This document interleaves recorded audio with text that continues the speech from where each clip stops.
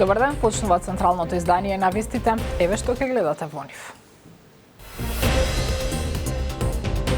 Утре, прва официјална средба Муцунски-Чамова на маргините на НАТО самитот во Шведска. Бугарската министерка однапред со најава дека нема да има промена на преговарачката рамка. Заемот од 260 милиони евра го помина комисискиот филтер. Опозицијата ја напушти седницата и најави интерпелација за Гаши. Кршејќи го деловникот, закажува состанок на комисијата за финансирање и буџет. Многу е интересно да се гледа како СДСМ обвинува за задолжување. 6 дисциплински постапки за Шкендија. ФФМ отвори постапка по срамното исвиркување на државната химна.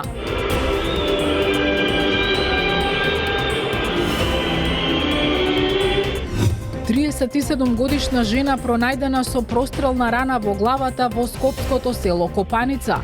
Одреден притвор за незиниот сопруг. Покрај телото е пронајден пиштол Глок 19, сопственост на незиниот сопруг.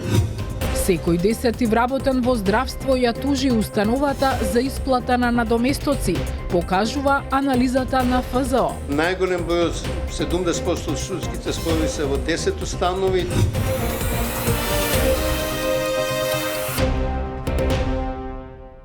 Шефот на македонската дипломатија Муцунски утре на прва официјална средба со неговата бугарска колешка Велислава Петрова Чамова на маргините на НАТО состанокот во Шведска. Во пресрет на средбата пак бугарската министерка како одговор на пратеничко прашање посочи дека нема репреговарање на преговарачката рамка за земјава. Госе Герасимовски. Во амбиент на затегнати билатерални односи, шефовите на дипломатиите на Македонија и Бугарија Тимчо Муцунски и Велислава Петрова Чамова утре на прва официјална средба. Според извори од македонското МНР, разговорот ќе се одржи утре попладне на маргините на самитот на министрите за надворешни работи на НАТО во шведскиот град Хелсинбург. Средбата е на покана на македонскиот министер и доаѓа една недела по изјавата на Чамова, која го употреби терминот северно-македонски за македонските представници. А македонското МНР возврати со устен демарш за бугарскиот амбасадор во Скопје Желјаско Радуков. За политичкиот аналитичар Марко Трошановски, средбата несомнено е голем чекор напред за односите, но прерано е да се очекуваат чуда. Мислам дека ова е патот по кој што треба да се оди во однос на затоплување на билатералните односи. Не верувам дека во оваа прва средба ќе имаме некаков пробив, да речеме, во насока која што македонската страна, односно ние би посакувале. Очекувам бугарската страна да ги потврди своите ставови во врска со договорот за добрососедство и пријателство, протоколот и така натаму. Бугарската министерка на средбата доаѓа со старите цврсти позиции, ако се суди според информациите на бугарските медиуми кои денеска го објавија ставот на Петрова Чамова. Бугарската министерка вели дека Софија категорично се спротивставува на обидите на Македонија да ги заобиколи обврските и оти ги мобилизирала сите дипломатски канали, вклучително и преку презентирање на нон-пейпери пред европските партнери да алармираат за поведението на Македонија. МНР преку мрежата на бугарските мисии во странство во земјите членки на ЕУ и во Скопје вложува активни напори за да спречи какво било повлекување, заобиколување или доведување во прашање на преземените обврски. Обидите на Скопје да го оспори статусот на протоколот од вториот состанок на заедничката меѓувладина комисија, согласно член 12 од договорот за пријателство, добрососедство и соработка, се во спротивност со постигнатиот европски консензус, бидејќи протоколот е дел од него. Трошановски смета дека токму иницијативата на известувачот Вајц да се расчисти маглата околу протоколот ќе даде многу одговори како да се продолжи понатаму. Чиста ситуација нам многу би ми одговарала и ќе биде полесно и до јавноста и политичката елита кај нас да протуркаат уставни измени, доколку вакви билатерални теми кои што протоколот ги содржи, е јасно дека не се дел од процесот на пристапување кон Европската унија. Министерот Муцунски во една од последните изјави порача дека во моментов не постојат услови за уставни измени, поради, како што рече, недостигот на доверба и кредибилитет во однос на испорачаното кон земјава. Ден по најавата дека земјава добила средства од планот за раст на Европската унија, власта и опозицијата со меѓусебни обвинувања. Лидерот на СДСМ Филипче обвини дека земјава добила само мал дел од средствата кои биле наменети. Премиерот Мицкоски пак возврати дека на овој начин се демантираат опозицијските тврдења за напредокот на земјава. Андријана Лазова Божиновска. До крајот на оваа година премиерот Мицкоски очекува средствата за директна буџетска подршка од ЕУ да достигне 100 милиони евра. По критиките од опозицијската СДСМ дека земјава не успеала да се избори за поголема сума од планот за раст. Тој вели дека со фактот што сме добиле повеќе пари од Црна Гора и Албанија се демантираат нивните тези. Мицкоски е оптимист дека потврда за успешна реформска агенда ќе пристигне од самата Унија. Очекувам оваа позиција да ја потврдиме и сега после јунскиот извештај и овие 31 милион кои што се директна буџетска подршка на крајот од годината да се приближиме до бројката 100. Се сеќавате како ликува кога излезе кај за нив омилените бугарски медиуми она интервју на известувачот Вајц, па потоа никаде ги нема тие глодари да излезат и да го коментираат интервјуто на господинот Вајц. Имам лоша вест за овие глодари кои што се би дале оваа влада да не успее, Македонија да не успее, ќе мора да ги гледате успесите на владата уште долго време, а наскоро и само пред малите екрани, бидејќи ќе бидете политичко минато. Лидерот на СДСМ Венко Филипче вели дека власта не може да прави споредби со земјите од регионот и обвинува дека сме ја пропуштиле шансата за да обезбедиме 200 милиони евра. СДСМ нема да ги поддржи реформските закони, децидене Филипче. Уште едно објаснување од кујната на ВМРО за креирање лажни вести и лажна слика кај граѓаните. Именно, се работи за целосно различни програми. Сите земји во регионот ниту имаат ист капацитет, ниту исто сработуваат. Со криминалци рековме не соработуваме. И не се должи на наше неработење или несоработување тоа што тие не сработиле добро реформската агенда. Тоа што сме земале само 60 милиони од можни 200, говори дека владата на Христо Мицкоски не работи на европскиот пат. Вистинскиот чекор напред се вика уставни измени. Министерот за европски прашања Беким Сали на пресконференција изјави дека очекуваат до крајот на јуни од 10 оврски да бидат исполнети 9,5, а со исплатените пари, како што кажа, Македонија се позиционира како една од водечките во регионот во однос на исполнување на реформската агенда. Германскиот канцелар Фридрих Мерц смета дека Европската унија треба да усвои нова динамика на приемот на нови членки, зашто процесот на пристапување трае предолго. Тој испратил писмо до шефот на Европскиот совет Кошта, председателката на Европската комисија фон дер Лајен и до кипарското председателство со Унијата. Афродита Рамос.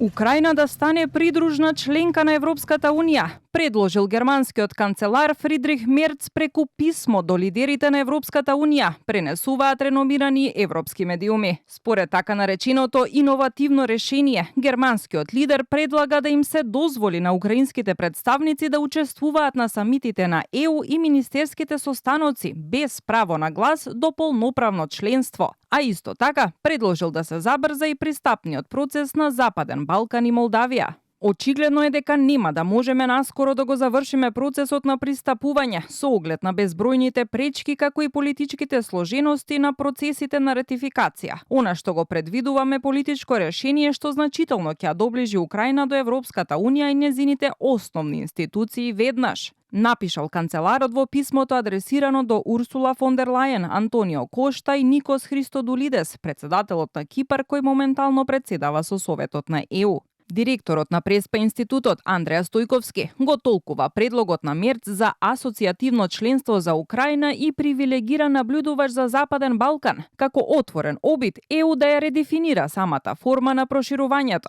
За Украина ова е поврзано со стратешката и безбедносната ургентност. За Западниот Балкан пак постои реален ризик постепената интеграција да стане трајна замена за полноправното членство наместо мост кон него. Затоа, клучното прашање денеска не е дали Европската унија ќе продолжи да се проширува, туку во каква форма ќе се одвива тоа проширување. Може би иднината лежи во нова генерација пристапни договори, каде пристапувањето и реформите на ЕУ би се одвивале паралелно, со постепена интеграција на земјите кандидати, но со јасен, правно гарантиран и политички регулиран крај, полноправно членство. Како што пренесуваат европските медиуми, предлогот на Мерц за земјите од Западен Балкан предвидува привилегиран пристап до внатрешниот пазар и поблиски врски со европските институции во секојдневниот процес на донесување одлуки.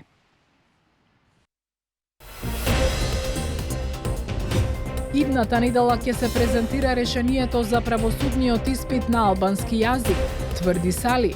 Од почеток имаше добра политичка волја да се реши овој проблем. Албанските студенти најавија протест во Тирана.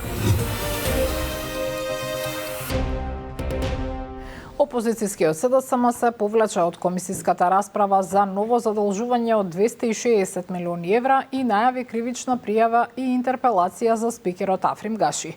Од владеачкото мнозинство соопштија дека заемот ќе се користи за капитални инвестиции и развој и ја критикуваа опозицијата за заемите кои таа ги правела додека била на власт. Ивана Стојановска.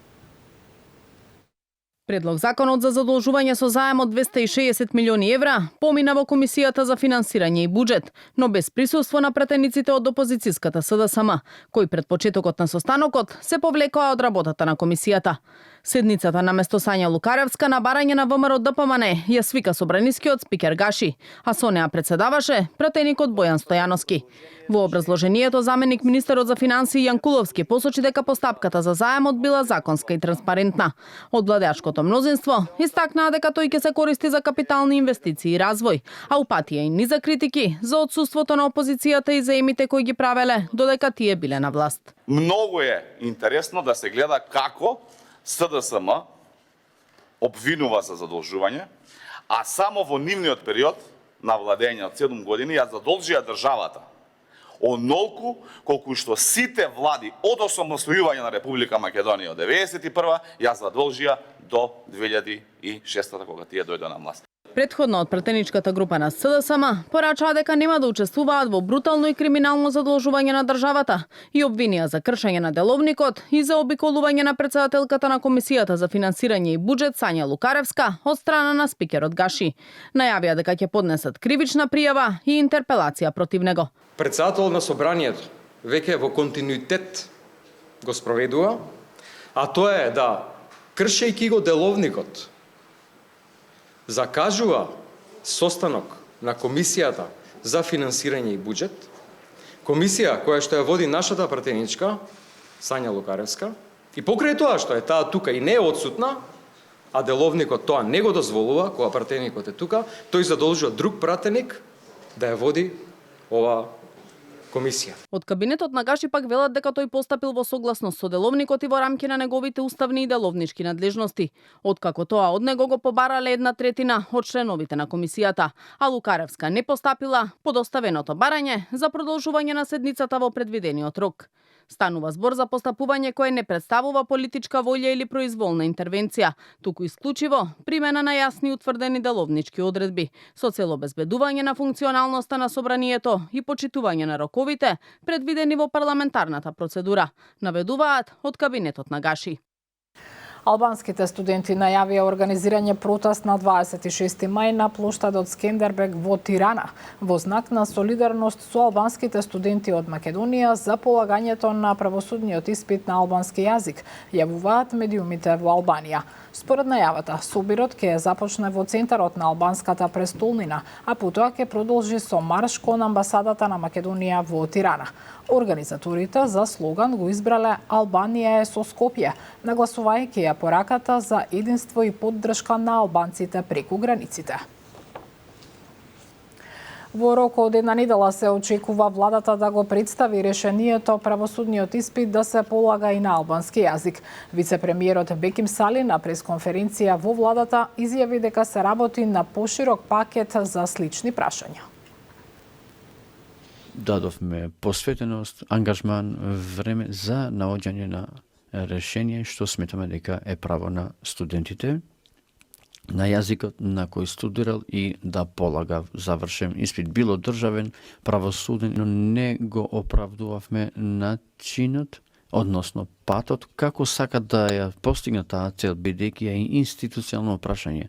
Не се постигнува само за политичка одлука.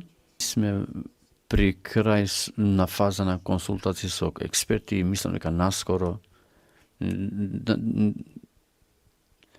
Не ме фатите за збор за временскиот период, можеби една недела, кога ќе промовираме на истиот начин како сега, од почеток имаше добра политичка волја да се реши овој проблем.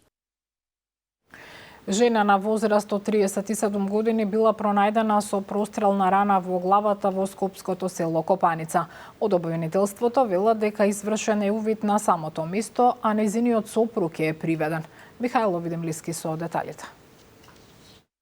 Тело на 37 годишна жена од Косово со прострелна рана во главата е пронајдено во скопското село Копаница, општина Сарај, како што потврди од скопското обвинителство при извршениот увид на самото место. Покрај телото на починатата е пронајден пиштол сопственост на нејзиниот сопруг. Тој е уапсен и му е определен притвор. Засега е утврдено дека нема дозвола за поседување на оружјето. Покрај телото е пронајден пиштол Глок 19 сопственост на нејзиниот сопруг. Лицето веднаш беше обезбедено и ОЈО Скопје донесе наредба за спроведување истражна постапка за кривично дело, неовластено изработување, држење, посредување и тргување со оружје или распрскувачки материјали по член 396 од Кривичниот законник, велат од обвинителството. И од МВР вела дека по насоки на обвинителството се преземаат мерки за целосно расчистување на случајот. Откако бил спроведен во полициска станица, нејзиниот сопруг тврдел дека таа си го одзела животот по расправија. На 19 мај оваа година во село Копаница, Скопско, постапувајќи по претходна пријава, полициски службеници од секторот за внатрешни работи Скопје ја пронајдоа почината 37 годишната ХРЈ од Косово со прострелна рана во главата, а покрај телото е пронајден пиштол Глок 19 сопственост на нејзиниот сопруг 42 годишниот ДЈ од село Копаница, кој го поседувал без дозвола. Според исказот на ДЈ, истиот ден околу 10 часот во семејниот дом настанала расправија меѓу него и неговата сопруга ХРЈ, пошто, според негово кажување, таа извршила самоубиство. Но истрагата на обвинителството и полицијата ќе треба да покаже што навистина се случило и дали ќе се потврдат наводите на нејзиниот сопруг. Телото на починатата е дадено на обдукција.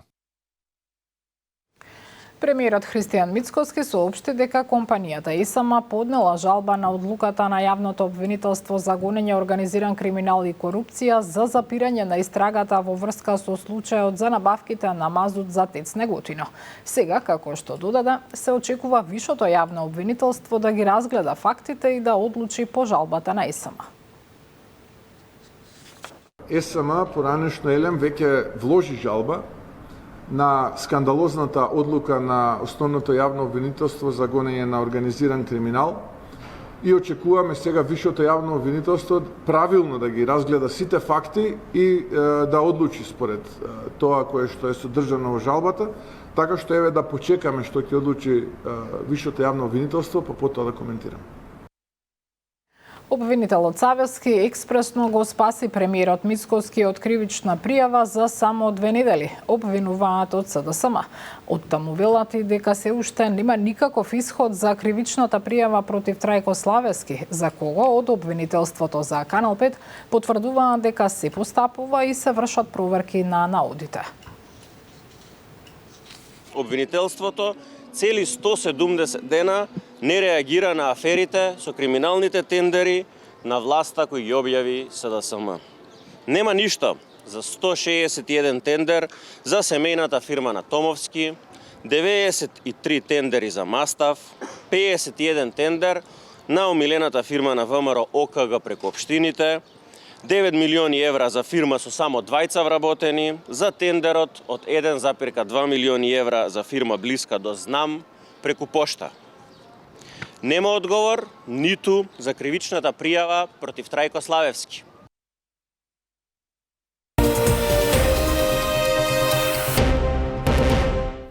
По објавата на Канал 5 на сведочењата на фамилијата на 62 годишниот Кумановец, против кого имало над 50 пријави за семено насилство, Кумановскиот суд изрекол итна мерка тој да биде отстранет од домот. Сторија на Миријана Мирчевска-Јовановиќ. Основниот суд во Куманово изрече итна мерка за 62 годишниот кумановец со дијагноза шизофренија, кој треба да се отстрани од домот со цел фамилијата да се заштити од семејно наследство. СВР Куманово до Основниот суд Куманово има поднесено предлог за изрекување на итна мерка за заштита и отстранување на сторителот од домот и забрана за приближување на домот во време траење од 30 дена. Се усвојува предлогот за изрекување на итна мерка за заштита од семејно насилство на предлагачот, Министерството за внатрешни работи, и се изрекува итна мерка за заштита од семејно насилство, опасност по живот и тело на жртвата на семејното насилство.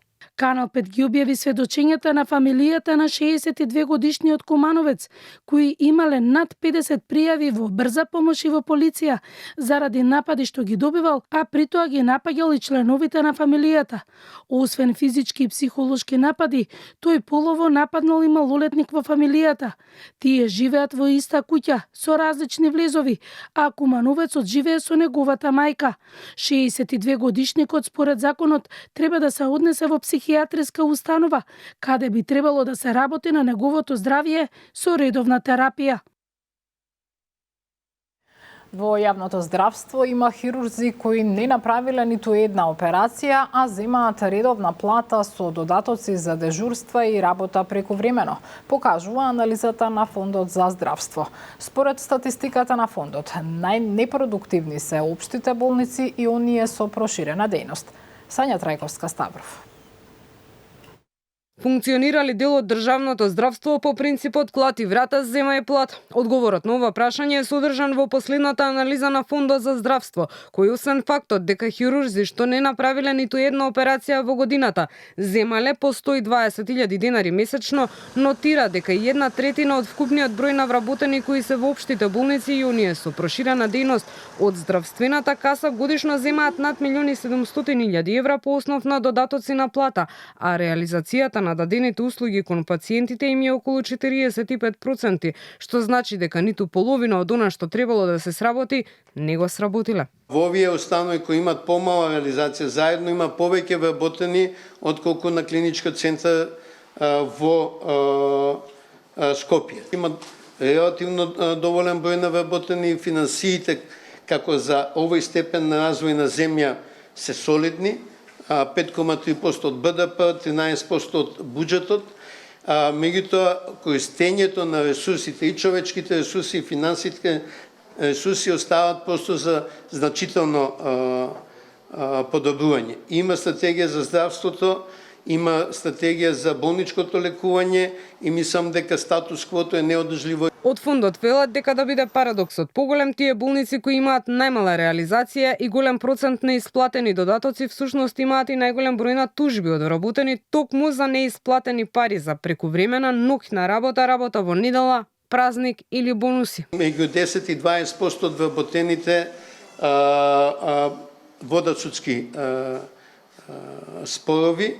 Најголем број од 70% од судските спорови се во 10 установи и тие се во оваа категорија на општи болници. Најмногу по број има 317 судски спорови општата болница Куманово. Најголем финансиски ефект би имала клиничката болница Битола, а вкупно проценетот ефект на судските спорови прелиминарен е над 2 милиони евра. Додека се најавуваат нови тужби, од фондот сметаат дека потребна е широка дебата и план за одржливост на болниците. Оттаму сметаат дека треба да се размислува во насока за регионални центри наместо да се финансираат празни болници во сите градови, бидејќи сега се даваат пари и за родилишта во кои се раѓаат само по 5 до 6 деца годишно. Државата од политички причини му наложува на фондот да ги одржува и да им плаќа и за нереализирани услуги кон пациентите.